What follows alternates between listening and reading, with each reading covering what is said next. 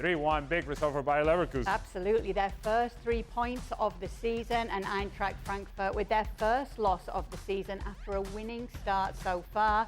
Who is going to be Bayern's biggest challenger? Well, we're looking at those two as it stands right now, but this is the table as we head into round 3. Most of the games still to be played this weekend. Pitchside for us today as well, we had quite the team. Archie Rintut, Stevie's mate Didi Hamann, and Janaga Fjortoft as well. Archie, let's look back at that game if we can and talk more about it. Yes, Kay, a first Bundesliga win of the season for Bayer Leverkusen. Janaga Fjortoft and Didi Hamann by my side. And it was a wild affair. You said to me before the game, look, trust the process. Leverkusen are still going to finish second this season. And that was the kind of performance, I think, that said, even if there were fewer blemishes, this man also called the sending off of Ezekiel Fernandez, it should be said. That was a lot better than they had been under Erik ten Hag. Yeah, there wasn't much in it in the first half. They got a 2-goal lead, penalty, the mistake for the first goal from Frankfurt. And then in the second half, after that deflected goal, it was a bit unfortunate, sending off of Andre. It was a test of character. And I think they came through it with flying colours because the centre-back's been brilliant. I think Grimaldo's been outstanding, obviously not only scoring them 2 goals, but the way he defended Doan for the 90 minutes. And they showed character, they showed resilience tonight, which they probably didn't do in the first 2 games. They lost a 3-1 lead in Bremen 2 weeks ago. They defended a lead tonight with 9 men. So yeah, onwards and upwards. I think a great start for Hjulmand. And I said it before, I still stick by it. I think they're the second best team in the league. Jan, do you see it that way? Well, the main challenger could be Eintracht Frankfurt, and today they deserve to win Leverkusen. They did well, as they did against Bremen until they kind of left everything. You saw today there was a unit. In world football right now, I'm going to ask you two first, and then we're going to ask Nathan Teller when he comes in. I haven't got one. You haven't got one? No. Soboslai is in the trend now to say. He's done 2 in a game, mate. No. But Grimaldo is a fantastic, although he won't get the first one, I believe that is an own goal, but still fantastic free kick. It's like 20 yards out. The first one is like a penalty for him. Haji. Exactly. It's like a penalty for the players. It's the first time today he didn't find his position. All the best, mate. Great game. I was about to say the same. Nathan, that was the first time today I've seen you looking lost. Congratulations on the performance and the result. We were just talking, when trying to find a better free kick taker in world football right now than Alejandro Grimaldo. Can you help us out?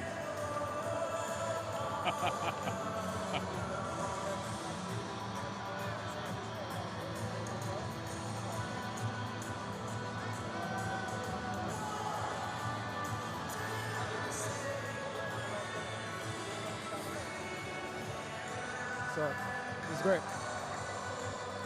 Just need to take that away from you because I'm having some problems with that one. So talk to me then about the overall performance. I think obviously we know what's happened in the past, and I think as a team we had to look at ourselves. We knew obviously the standard which we had for ourselves wasn't as good as what we know it can be, and I think we all spoke to ourselves individually and was like, you know, we need to show a reaction, and you could see it from training the first session. With Kasper, he came in with intensity, and we were able to, you know, execute the game plan. Of course, it's early days; it's the 3rd day, but you know, it's a great start to have with him. Any player will say that everything that happened in a top flight of a club doesn't matter to us. We just keep on working. But after 2 games, when you lose Ten Hag, you get a new manager in. What was the difference in the team? What did you see from day one from Hjulmand that was different from Ten Hag? I think as a team, we all felt, I don't want to say embarrassed, but you know, we were very angry at ourselves because obviously we know how good we can be. Obviously, some of the players who are still here and the new players who've come, they know the quality of the team, and you know, we weren't able to show it. So I think obviously Kasper coming in has, you know, given us a lift, and obviously us ourselves has given us our own lift as well. So it's been good. A lot of new players, Nathan. Obviously, you beat a team that's started the season really well in Frankfurt. Everybody's talking about this team being maybe the 2nd best in the league. After beating them tonight with 9 men, what do you think is possible this season? I think we still just want to focus on ourselves. We don't want to get carried away after our first win of the season, but you know, we're on the right track. You know, it's a game which we needed to show a reaction and show a big result and get a good result. And you know, today we're able to do it at home in front of our fans. So. My colleague just wants you to confirm that he says you are the second best team in Germany. Do you think you could be the main challenger to Bayern? He's entitled to his own opinion. I can't say what, but you know, obviously Just as a team, say I'm right. if you want to be right, you can be right. But I know what I think.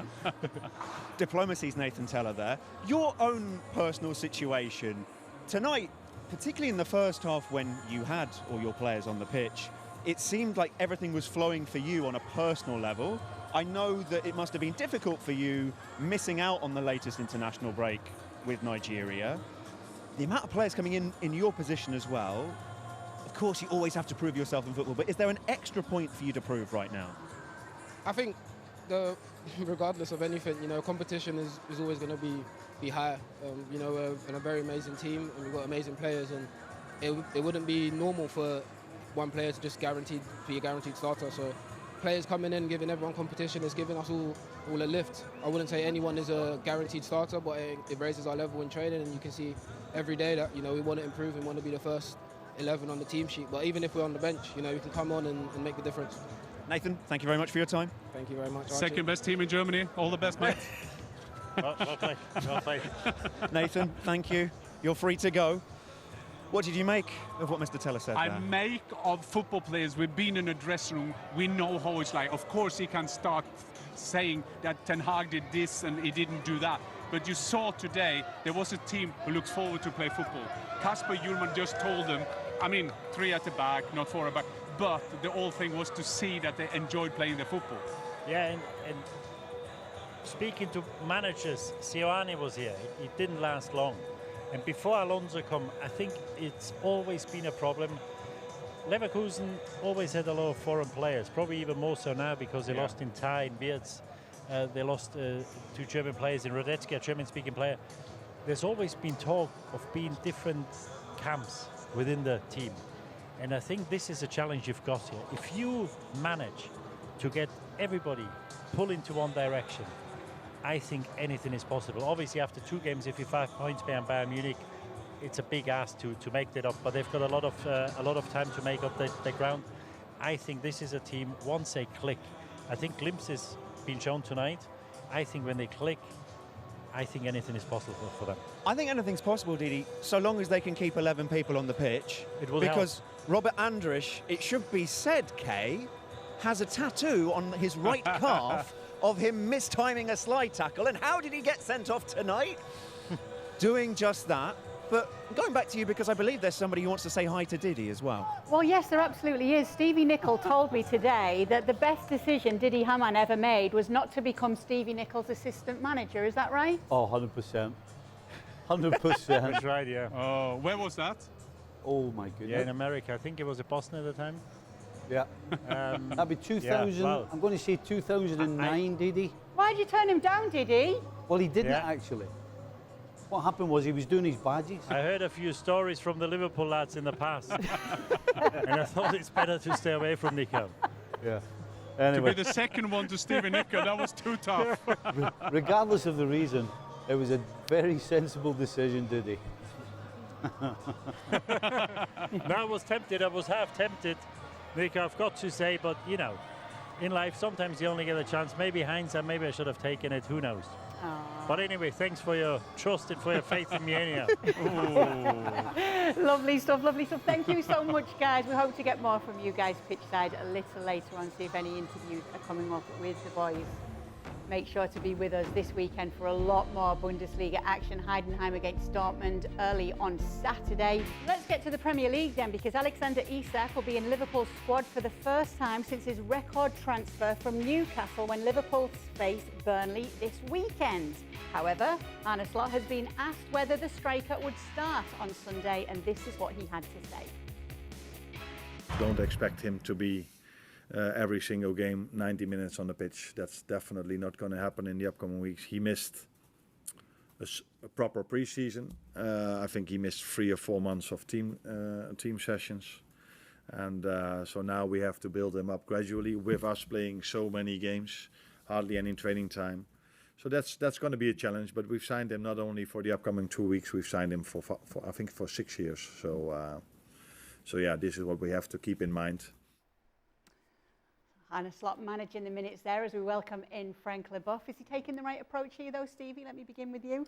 Yeah, 100%. And I think it's not only the right approach, but for Arne Slot, it's actually going to go in his favour. Because all the talk is, can Ekitike and Isak play on the same 11? Can they both start on the field? And because Isak is way off being fully fit, fully 100%, and ready to start a game, it'll give Arne Slot time to figure things out. See where the two of them fit in with each other. Certainly in training, did it become a partnership? Does that make a difference? So I think it's worked in Arne Slot's favour that there's no way that you could expect Isak, after the pre-season or lack of that he's had, you would expect Isak to be starting anytime soon. It's the only approach, really. Yeah. It's the only approach that Arne Slot could take here. And actually, I don't know about you, Stevie, but in my experience, managers tend to have a run of good fortune in where the decisions are made for them. When it comes to tough decisions like this one, and how do you fit in Isak when Ekitike has been scoring goals, and what do you do with Gakpo, and what you do with other positions on the field, usually there's an injury. Usually there's a suspension. Usually there is an absence, and there's, oh, well, wouldn't you know it?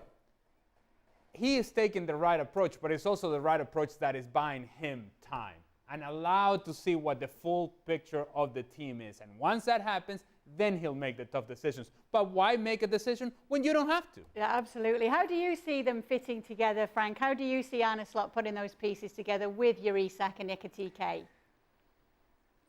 Well, they're smart players, they're talented on top of it, and they're going to find a way to work together. But as Ali said, you know, it's an easy decision right now because Ekitike is on fire. He scored 3 goals out of 4 games, I think, and if we include the Community Shield, and he just celebrated his first caps with friends. So you have the choice of the king, I would say. You have the time to prepare Isak, but I'm pretty sure it doesn't really matter who's going to play with who and how they're going to handle if Ekitike is going to play on the left side or if it's Gakpo is going to play that. They all know that they're all going to win, or they have to win the Premier League, and they are capable of winning the Premier League if they work together and accept the decision of Arne Slot.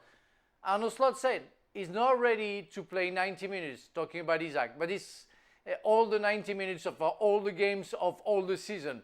And it goes for the whole squad, especially the forward line. So I'm not worried about that. He has the players for rotate and making sure that the team is as good as the day before or would be good after a win. So I'm not concerned about that, and I'm pretty sure the players are going to be happy to have sometimes a rest as well. He played his first minutes of the season for Sweden on Monday, coming on as a late substitute in that game. Obviously, he hasn't had the pre-season that other players have had. He was trying to push this move. Yep. The fans are going to want to see him, though, Stevie, so much. He's a record signing. Do you think we will see him this weekend? I wouldn't be surprised. I don't think Ekitike's finished the game that he started. So that straight off the bat will tell you that we shouldn't be surprised that Isak does make an appearance. And quite frankly, if I'm on the board and I've just spent 150 million on somebody, they better be on the field at some stage. So yeah, I absolutely believe we're going to see him at the weekend at some stage. I mean, when but you don't want to see him. Sorry, you don't want to see him getting injured. You want to see him playing, but you don't want to see him getting injured. 15 or 20 minutes won't do him any harm, and as I said, I think we'd all like to see that. I agree. Hence why Arne Slot is saying gradually, we're going to work our way up. So yes, 10, 15, 20 minutes, depending how the game is going. You get him out there. It would be the equivalent of having a full training session. Go on, Alexander. Yes, people want to see you.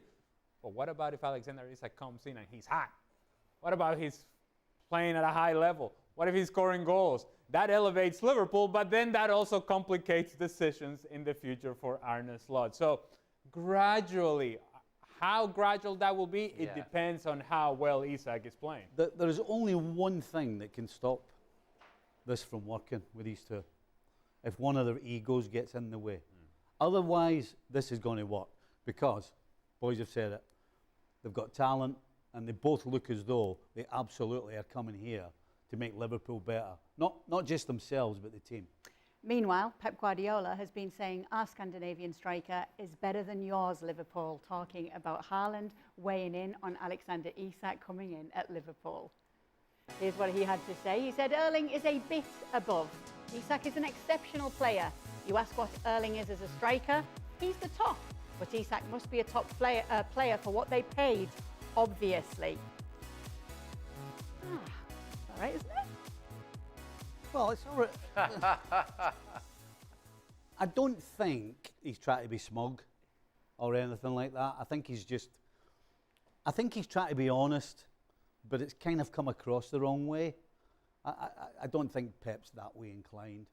And the truth is, what he's saying is actually correct. Erling Haaland has been thrown to the top of the tree and told to produce. And Erling Haaland has done that. So you can't argue anything about Erling Haaland. Isak, on the other hand, has been at provincial clubs, because Newcastle, regardless of how big you think they are, they're a provincial club, and the pressure is completely different. And you stick 150 mil on top of having to play for Liverpool and be expected to win either the Premier League or the Champions League, just the top prizes. Isak hasn't proven that yet. And so what Pep's saying is actually true. I think he just came across the wrong way. Is Stevie being polite, Frank? Is he actually getting a bit of a dig in at his rivals, Liverpool? No, I think he's right. I think, I don't know why he's been mentioned like that way, but even if I agree with Pep, I mean, numbers talk. I mean, you cannot compare right now the career of Erling Haaland and the career of Isak. Isak just started, let's say 2 years ago. We started to know him and see how efficient he could be in front of the goal. Erling Haaland, we have known him for like 5 years, 6 years, and he's very young. And he signed for City and finished top scorer and scored goals after goals. So it's only fair to say it. Should it have said it? I'm not sure about it. And Stevie is just right about everything he said. I agree with him 100%. Do you agree, LA? Yeah. Erling Haaland is a better striker than Alexander That's fine. Isak. Do you agree that they're okay that Pep's not having a dig here? I just said yes. Yes. Yes on both accounts, Your Honor. Yes. I agree that it's fine if you're asked a direct question and he answered it with what he thinks is the truth. I think it's an accurate assessment of his player and an accurate assessment of the other player. I don't have a problem at all. And nor should Alexander Isak. It's not like, or Liverpool for that matter, it's not like he sat up there and said, Isak, he's horrendous. He's terrible. What are you talking about? There's no comparison between the two. He said, no, Erling is a bit above. This guy's a tremendous talent, he's a tremendous player. But if we're going to compare the two, I think, and if it were me, just as if it were Guardiola and potentially the two guys on the panel here as well, you probably take Haaland as a striker than you would Isak. There's nothing wrong with having that conversation and being honest about it. Yeah, obviously it is a big derby for Manchester City this weekend against Manchester United. Erling Haaland not too happy ahead of it though. He said it's perfect to turn things around against United. We need to all be on our best, get our backsides going, get things going because it's not been good enough so far. So what are the predictions of the panel? Let's take a look at how they see this game playing out. Most people going for a Man City win. Dan Thomas and Mark Ogden going for a draw here. Frank, you've gone for a City 3-1 win. Yeah, I mean, I don't see how it could be otherwise. I mean, Dan Thomas, we know he knows nothing about football, and Mark Ogden is a Manchester United fan, so no wonder why they put a draw. But no, I'm kidding. But it's always tricky. And last year, the game that we watch has been the perfect example of a turn of event, a crazy turn of event in terms of goal the last minutes from Manchester United. But I think that Manchester City has to react and have better tools than Manchester United to win that game. They play at home. they are almost against the wall, and they need a win. They need 3 points, and it's time for those players, even if they have injuries, even if they didn't change too much thing about comparing to last season, they have to react. I mean, it's Manchester City. They didn't lose everything, so we want to see that. Got a lot of injuries, though, City do, Stevie. Yeah, that's why I think it'll be tight. The only thing I worry about City not winning this game would be that United, regardless of how bad they've been over the last few years, when you least expect it, they come up with a result in a big game. That is the only thing I can think of as to why Manchester United can win this game. I don't believe they will. If they get anything out of it, it will be a draw. Because that's just what United tend to do in the bigger games. As far as what's on paper, they are way short of City in terms of ability. City are at home. So every single thing points, even with the injuries. Man City's 11 is still on paper going to be way better than United's. But because United are stuffy when it comes to these sorts of games, that's the only reason they might get a point. They ain't going to win the game, but City's just going to make it. I'll go back to what Erling Haaland was saying, that we need to get our backsides going. Yeah, well, yes, you do, but so do you, Erling. Now, you're coming from delivering a beatdown to Moldova and scoring 1,000 goals in a game. It's time to deliver that same beatdown to Manchester United. And be that beast that you were in that match in the midweek, be that against Manchester United. Sometimes when Manchester City struggle with their quality of possession and Erling Haaland seems to be taken out of the game because he's not involved, it's almost as if he gets bored. It's almost as if he's like, well, I'm not participating, I'm not touching the ball, I don't even know what my role is here.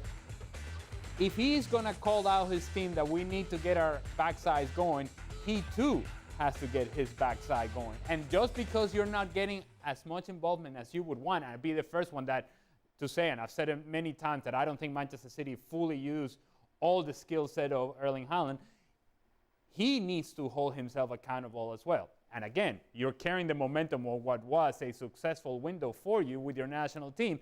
Carry that onto the weekend. The other thing I would say is we're all asked to give predictions. Kay just sits here and doesn't give a prediction herself. I don't know why that works out this way. We are all responsible enough to send in our emails. Even Dan sends his prediction. Kay apparently too good for it. I'm a neutral over here. What do you mean? What do you mean? What about Dan? Is he not neutral? I'm a neutral here. Sometimes I give a prediction. So you don't take responsibility is what it is? Sometimes I've just been busy. Okay. No, doing a lot of shit for Celebrating your birthday? Celebrating my birthday. All right, okay. Working a little longer today. All right. Okay. So my prediction's in here today. There you go. You can always win that way.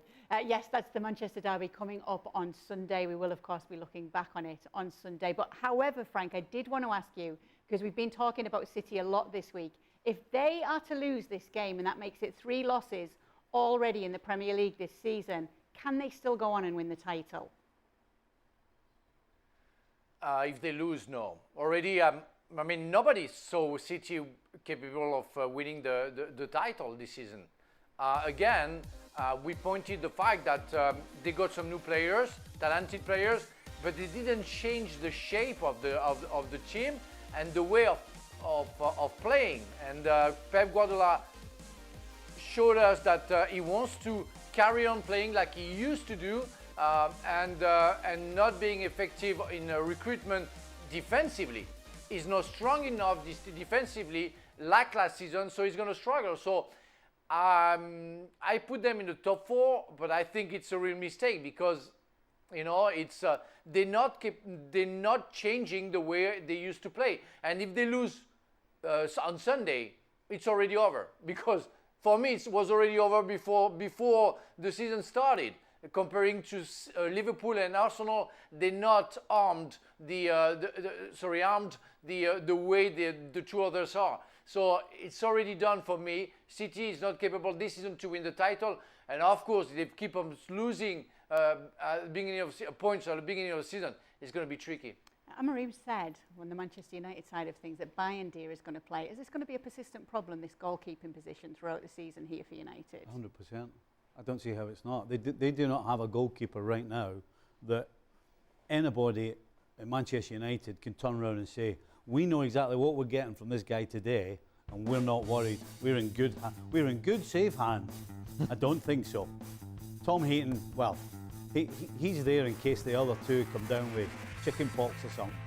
Bayern Dia, of all the illnesses. Yeah, Bayern Dia has got his back four in front of him, shaking in their boots every time a ball is floated into the penalty box. And Lamine's, as everybody keeps talking about, particularly Augie, is one for the future.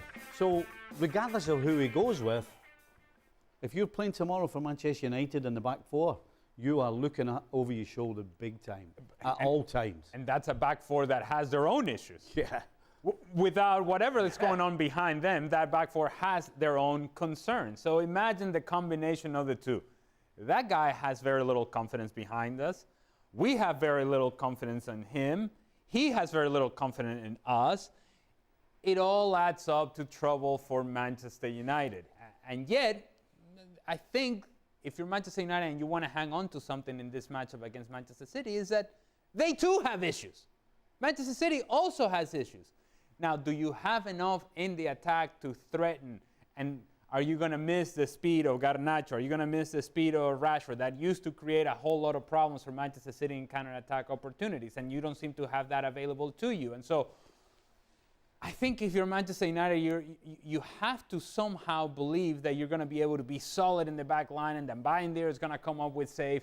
But we don't have enough evidence to suggest that either the goalkeeper, nor the back line, nor the defending part of the midfield is good enough to hold out Manchester City. Yeah, well, no doubt.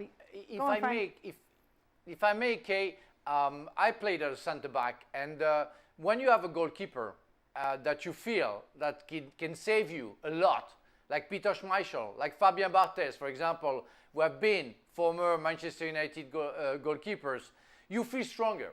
You get confidence because you know that you can try stuff. You can try a tackle because you know that if you miss it, the goalkeeper is going to save and he's going to be there. It's true that adding, I'd say troubles and wondering because you are already not confident about your skills, because you have another goalkeeper who is not good enough or too young, it's not good. And it's why, everybody is shaky a little bit at Manchester United right now. So here is the front cover of Sport in Spain, and it's Lamine Yamal saying, I don't care what they say about me. It feels as though this is still a reaction to his birthday party back in the summer, his 18th birthday party. So let's welcome in now Alex Kirkland from Spain. Alex, is this really still being talked about and really a cause for concern here? A little bit. I mean, Lamine Yamal is almost always in the headlines, isn't he? Especially in the Catalan press. Of course he is. He's a superstar here now.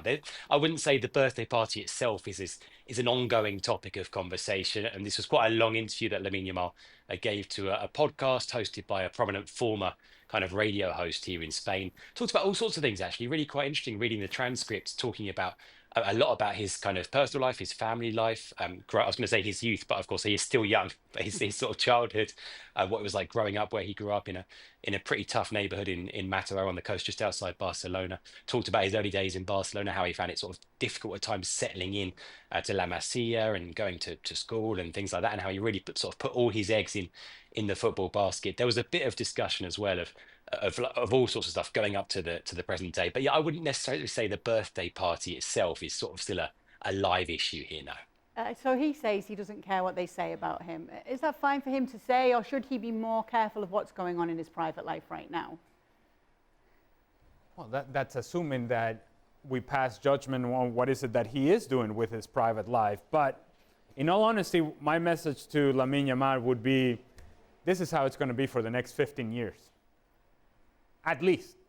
This is how it's going to be. Whatever you do, whenever you go out, you go to a restaurant, somebody's going to take a picture. You go to a club, somebody's going to take a picture. You go over here, somebody's going to take a video. That is just sadly, that is just the price to pay for being a boy wonder as he is. What he needs to be careful with is the people that are around him. That he doesn't lose sight as to what makes him special. That he doesn't lose sight of what makes him the boy wonder. In the end, it's about what he does on the field and how he prepares to deliver on the field. And that's the thing that he's talked about a lot, is that for him, he just wants to go out and show what he can do. And that all he wants to do is live his life, play video games, and enjoy life around his friends. But the difference is that his mistakes are going to be in the forefront of every newspaper everywhere. And on social media, and on Instagram, and here, there, and everywhere. And that's the part that he has to internalize and know, this is the new normal for me. And if I'm okay with dealing with the arrows coming my way, then so be it. But know that the arrows are going to come, regardless of whether you care about it or not. Because he has the ambition to win multiple Ballon d'Ors. He has the talent to do so as well, Stevie. So how does he keep his focus on that? He just has to make sure that he's responsible all the time. You know, I'm going to assume that he's sat on a podcast, whoever he's talking to, he's relaxed, and he's coming off, trying to give this, I don't really care. I hope he does care, because if he really doesn't care, then he's going to end up in trouble. You know, you should care. It's one thing to do what you do on the field, but in order to have the longevity of a Messi or a Ronaldo, you have to be responsible off the field as well. And if he really doesn't care, then he's going to get himself in trouble. But right now, I'd like to think that he was just relaxed and came out with the line of, whatever they say, I don't care. The troubling part, I think where people get a little nervous, is when you see Lamine Yamal hanging out with Neymar and you go, ay, no, Lamine, no, not that guy. Go hang out with Messi. Go hang out with Cristiano. But no, that's not the example over there. And I think that's where he needs to be careful. And that's why I said that the people that you surround yourself with and where the example is, and I think the players around him will be important. The club around him will be important. Don't just ride the player because he's going to lead you to big things and use the players just because of his talent. Nurture the player. Get around the player and protect him. Because again, he is a child. He's still a kid. He needs protection, and it has to come from the players around him and the club itself, because he needs to be protected from himself and from those that want all of a sudden to be his best buddy. And the one thing I really don't want to happen is he becomes me. You know, I remember when Mbappe was young, Jules, all he said was, this kid's got his head screwed on, this kid's a really nice kid, you know, he does everything right, he says all the right things. And now we're talking about a guy who's me, who doesn't run for his teammates, which is not me just making things up, it's just a fact. He doesn't defend from the front, and it always seems to be about him. That is the slippery slope we don't want somebody like Lamine Yamal doing, particularly being so young. One of the questions we have is if we will be seeing Lamine Yamal closer here in the United States, if there will be a La Liga game played in Miami. What's the latest on that, Alex? Well, there was this UEFA Exco meeting on Thursday, and they basically put off taking a decision on this issue. One of the steps this process has to go through is being approved by UEFA, and they've postponed it. I think partly they didn't want to be seen to be just kind of rubber stamping something which they know is a controversial issue. They know there is sort of significant opposition to this idea of playing a La Liga game in Miami, not just here in Spain. We know that Real Madrid sort of contacted UEFA and asked them to reject this proposal, but from all over Europe, from all kinds of different groups. So they at least want to be seen, UEFA, to be looking at this and taking it seriously. They put out a statement after this meeting with some fantastic corporate speak. They said they'll consult with stakeholders and stuff like that. Basically, they say they want to hear from different groups with vested interest in football, fans groups and others. Now, in the end, does that consultation mean that UEFA will actually block this? I'm not convinced. I think they're more likely to sort of give it the thumbs up eventually once they've been seen, or they feel they've been seen, like I say, to sort of give it the proper kind of scrutiny. But right now, we don't know. Like I say, for now at least, UEFA say that they're taking their time to to look at this properly. Because Xabi Alonso has been talking about how Jude Bellingham's return is closer. He says, I want to be a bit optimistic and hope that Jude can be back before October. He started to do some things with the group without contact because we still have to protect the shoulder. But Jude has made a great effort in his recovery. Alex, this is the latest we're hearing on Jude Bellingham then. Yeah, he's a little bit ahead of schedule because when he had this shoulder surgery back in July, I think we reported he was going to be out between 10 and 12 weeks, and we were looking at early October as being the most likely return date. And the fact that he's been back in training this week, not proper training, as Xabi Alonso says, they're not full training, but taking some part in some exercises with his teammates while being protected. It's not full contact yet, but Xabi Alonso said, look, next week he should be closer to playing a full part in training. It's much too soon. It's not going to be in the game against Real Sociedad on Saturday. It probably won't be next week either in terms of playing in games, but there's some big games coming up. Don't forget, you've got the Madrid derby with Atletico at the end of the month on the 27th of September, I think, and I'm sure that game is kind of circled in red in Jude Bellingham's diary or his calendar as being one to watch. So like I say, he's not there yet, but he's definitely a little bit ahead of schedule. How much do they need him back, Ali? I think if we can agree that Jude Bellingham is one of the best players in the world, then you'd rather have him on the field. And there is an aspect to Jude Bellingham's game that Real Madrid can always utilize, and that is when he is at his competitive best. Not only does he give you a presence in the attack and later arriving runs into the box and potentially big important goals, but he also gives his team more personality through the midfield. And the midfield right now at Real Madrid is an area that I think it's troublesome for Xabi Alonso, and he hasn't quite figured out what his best rotation is or what his best group of players is. That area of the field remains something that Xabi Alonso wants to figure out, and part of that answer has to be Jude Bellingham. Because not only can he run with the ball and glide with the ball out of the midfield, he can pass the ball out of the midfield.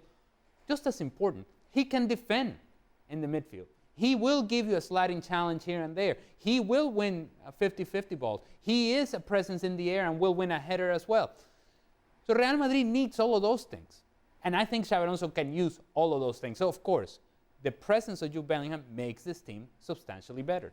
Yeah, there's been talk about Jude Bellingham on yesterday's show, actually, when it comes to the England camp and negativity surrounding him and his presence in the camp. Obviously, it's speculation and reports at this stage, Alex, but has there been any talk of that in the Real Madrid camp at all?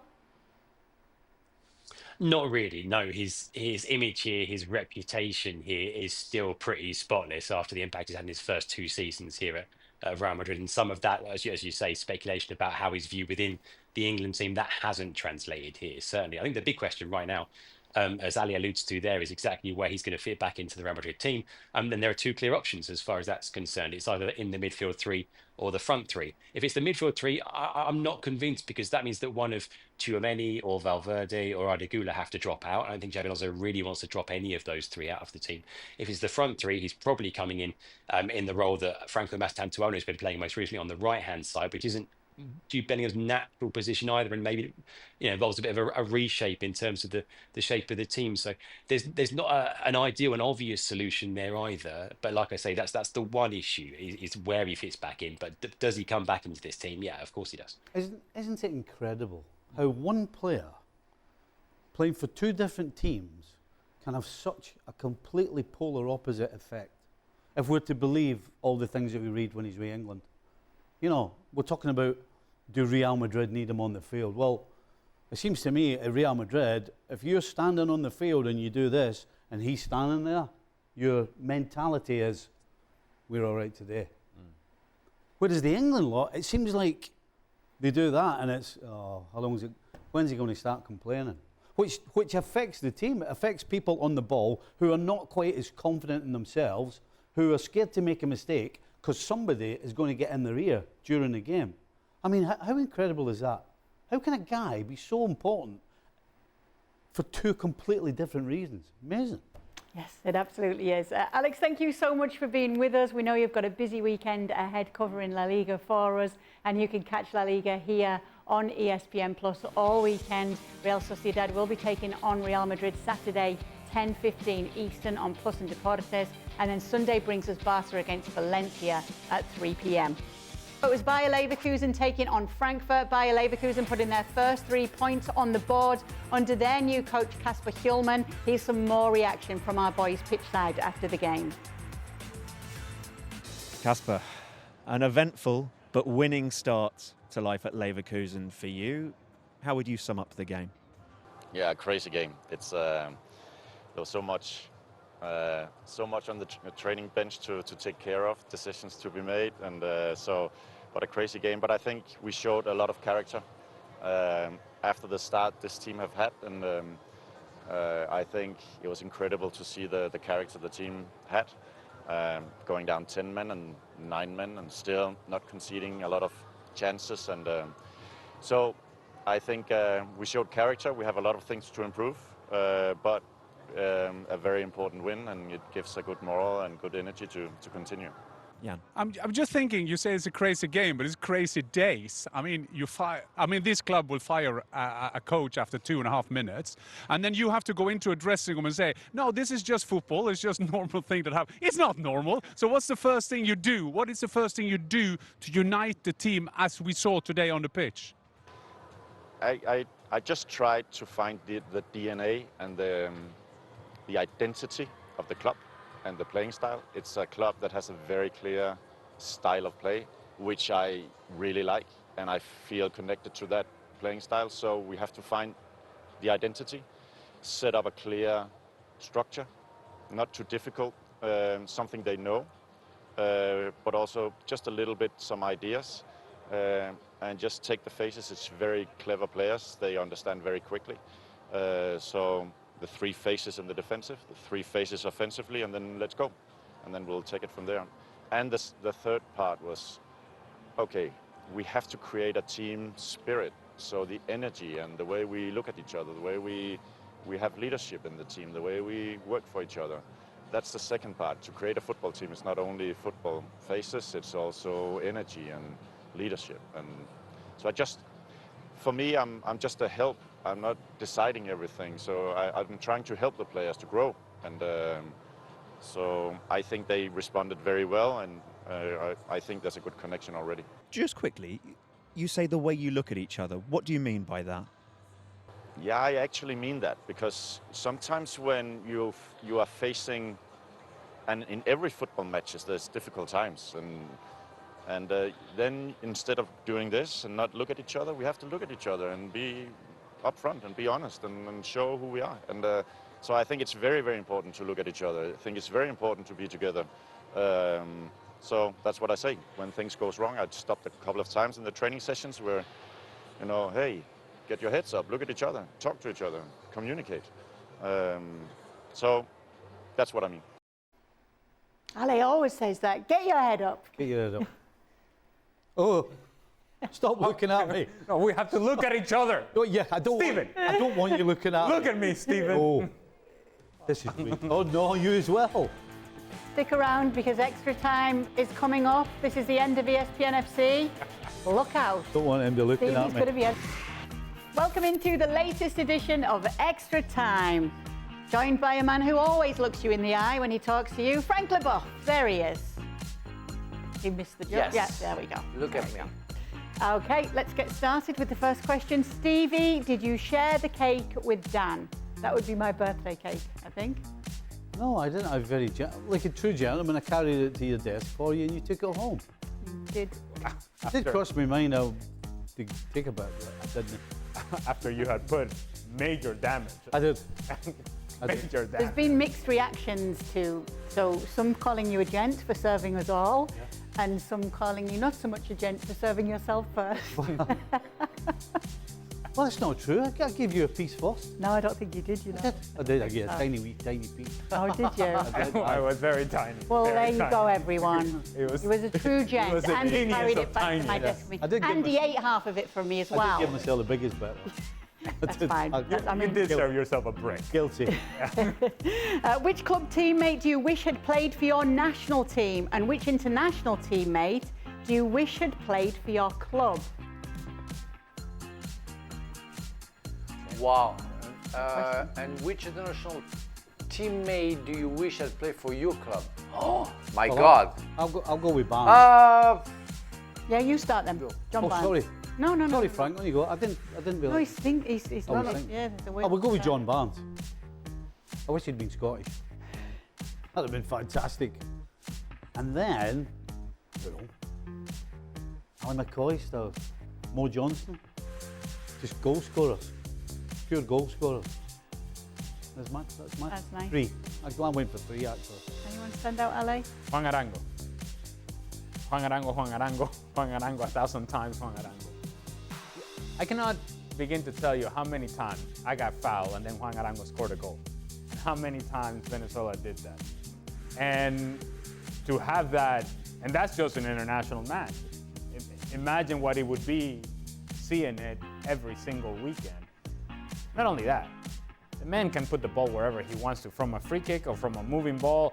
And so now you're in a position in which just make a run in the box and he'll find you. He was something else. And I guess another a teammate that I had with the LA Galaxy that I wish had been not only younger at the time, but also had been born in Venezuela, Andreas Herzog. Now, by the time he was with the Galaxy, it was whatever was left of Andreas Herzog.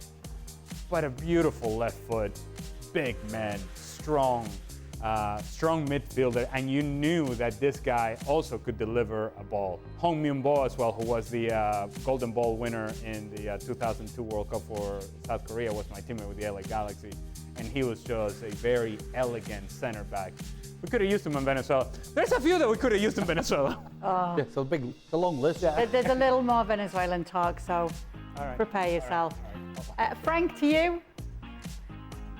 Yeah, it's a tricky question, sorry, because I think that because I think about two players, but they play in the same position, and I said if I say that I wanted him in my club, that would mean that I criticize the guy in place. But I need the guy who played in that club to play with the national team, so I criticize the other. Because, in fact, I would love to have played with Gianfranco Zola in the national team with France. I would have loved him to be French. But I would have loved to play with Zidane at Chelsea. So it doesn't make any sense in a way. So it's why I'm thinking that, but it's true that I played against Zizou when he was in Bordeaux, and the guy was a nightmare to play against. And I played against Gianfranco Zola when he played for Italy, and same feeling. And I don't know if they could have played together, maybe because they were very smart players. And Zidane, for example, played with Djorkaeff in the same position for the national team. But I would have loved to play with both of them in the national team and at Chelsea, for example. For the sake of accuracy, I believe I said Hong Myung-bo won the golden ball. He actually won the bronze ball. Okay. In 2002 World Cup. Just wanted to make sure. Well, he was up there. Yes. All right, you ready, LA? Yeah, sure. LA, was Venezuela's soccer federation justified on firing Fernando Batista? Do you have any idea on who might be a good fit as the next manager? The answer is yes. Yes. Ali Moreno. I'm here if you need me, Venezuela. I'm here if you need me, Venezuela. The answer is yes. The lack of discipline that this team showed tactically and the lack of organization and structure that this team showed in the last few games in World Cup qualifier tells me this team was out of control. And that's a job of a manager to figure out how are we going to maintain ourselves organized. And when you don't see that on the field and then you see the behavior that's going on in the silence as well, it looks like a mess over there. So it's a mess out there and a mess in here. Yeah, there is no other outcome but he gone. About Giovanni Savarese, who had a very successful career in Major League Soccer as a manager and would be, I think, a fresh take on the national team. And why it would be a fresh take is because he's not coming from the inside, he's from the outside in. And all right. I'm fine. Look, so you're going to start crying. Oh, do I? I'm listening. I'm interested. I like this. And if you need an assistant, just let me know, all right? You won't do a Didi Hjulmand and turn him down? I will not do it. No, she was... You know why? Because I'm an empath.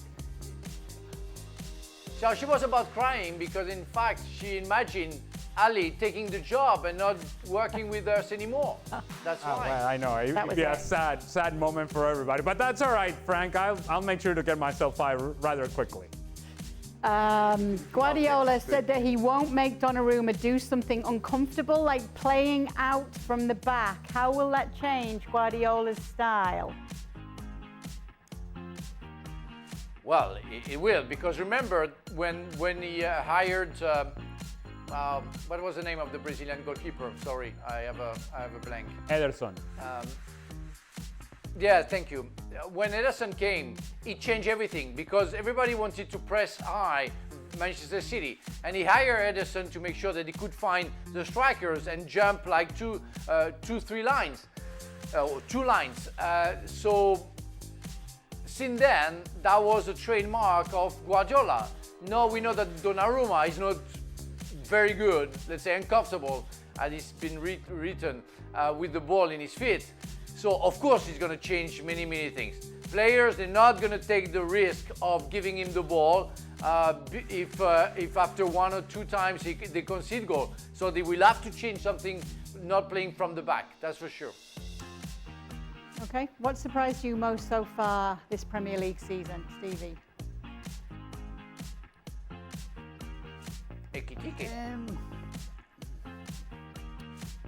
No, I wouldn't say Ekitike, because he looked as though he had all the tools to score a goal. I would say I'm really surprised at how average both Liverpool and Arsenal have been so far. I mean, both sides have been bang average when it comes to playing the game. Liverpool have gotten the results, and obviously Arsenal didn't get the result against Liverpool, but they also have been bang average as well. I was expecting both of these teams to come out the blocks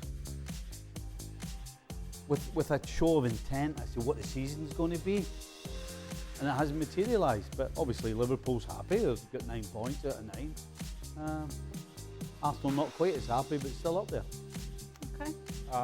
Well, you use the word bang average. If Liverpool and Arsenal have been bang average, imagine the rest. That, I think, is the surprising part as well, is that maybe it's just because it's early on in the season, maybe it's the Club World Cup, maybe there are many explanations as to why this is the case, but the standard and level of play in general hasn't been all that great. Not just at the top, not just Liverpool and Arsenal. In general, the standard of play hasn't been all that great. Anything from you, Frank? That's a very interesting comment from the former, no, the future coach of Venezuela.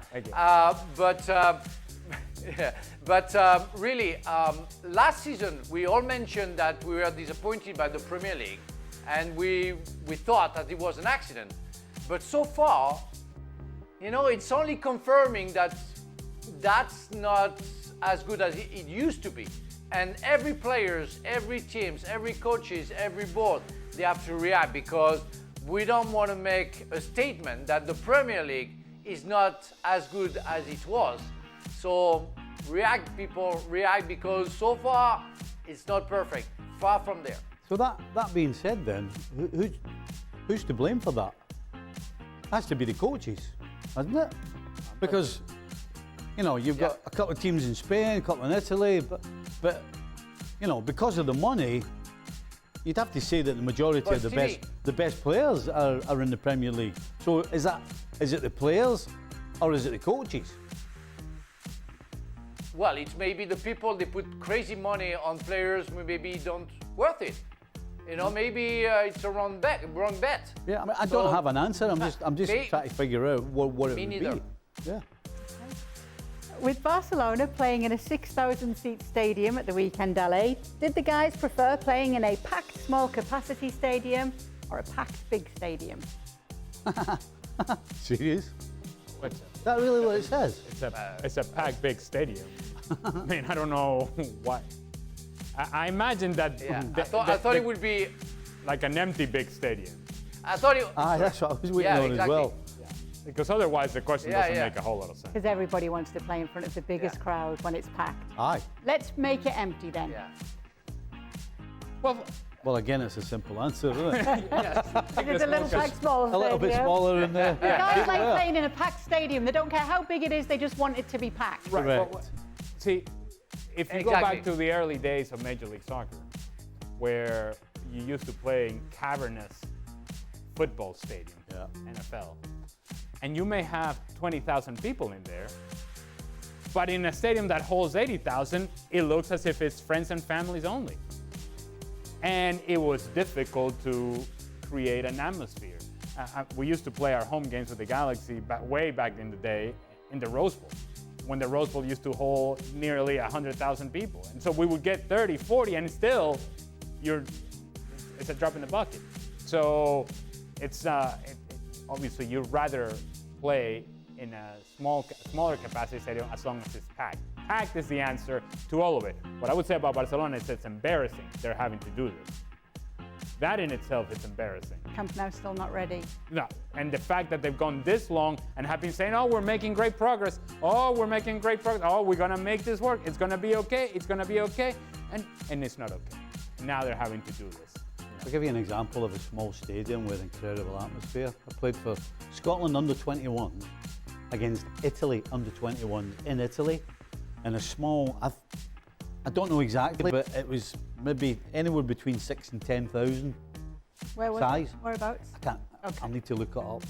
The atmosphere was fantastic. Somewhere in Italy. The crowd was on top of us. I mean, it was the whole game. We actually won as well. I mean, hostile. You were scared to go take a throw in. People throwing things at you, spitting at you, you name it, screaming at you. It was amazing, and it was only like between 6,000 and 10,000 people there. So yeah, you take that all day over an empty stadium.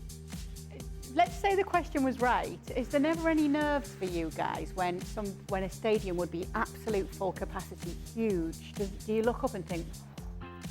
I don't know about the guys, but to me it wasn't like you could tell each and every one of the people that were in the stands. It's just like a big blanket, and it becomes just white noise. When it's a smaller, quaint place, you can actually hear what somebody is saying from the stands. Whereas you're in the big stadium, you can't hear a darn thing. It's like I said, it's white noise, and you just get to playing. And honestly, I think once you get to that level and you're an international player, that's what you were born to do. That's what you strive for. So the nerves that I think we all felt, because I don't think anybody is immune to this, when you're about to walk out and you hear the roar, you don't hear anything specific from the stands, but you hear a roar, you're feeling that energy as you're about to walk out of the tunnel. That is the moment in which you feel alive as a player. That's right, baby. This is what I worked for my whole life, and here we are. Let's go dance. I'll give you the opposite of that. Who was the team in the USL who used to have the best bar in town after the game? I wonder why you know that. I'm trying to remember. It wasn't Richmond. It wasn't Richmond Kickers. Charleston Battery? Charleston Battery. Played at Charleston Battery. I was 38, 39 years old. Wasn't packed, and you can hear everything. And I'm standing in the penalty box, waiting for a corner to come in, and all I hear behind the goal is 5 or 6 people singing, "Who ate all the pies? Who ate all the pies?" We won't sing the rest. But, who ate all the pies? I was like, ah. Well, you know me, I had the worst experience because when you play in the Premier League for 5 years, then you go to Marseille when you have like 50,000 people every time you play at home. I went to Qatar and I played in front of 50 people. And when I remember scoring 1 goal, and I talked to my friend that I invited. The 10 people were in the stand, and I said, have you seen that goal? That's a pretty nice one. They were 50 yards away from me, and I wasn't even shouting, because there was nobody. That's quite embarrassing because we are not born. Yeah, as Ali said, we want to feel the pack. We want to feel the stadium with 100,000 people because it's exceptional. Yeah, in front of 10,000 people is nice, but as a singer, if he wants to sing in front of 10,000 people or go to Wembley in front of 80,000 people, That's the huge difference. That's what we felt when we had the chance to play against Barcelona, Madrid, or at the Stade de France, or at Wembley. That's amazing. You feel special. You feel honored to play in those stadiums. The good thing is that I'm glad that Frank was able to overcome the depression of playing in front of 50 people in Qatar when he went and checked his bank account and said, yep, that check clear, we're good. Yep, with the 50 zeros on the end of it. Thank you so much, guys, for sending in your questions. We will be back tomorrow to do it all over again right here on ESPN FC.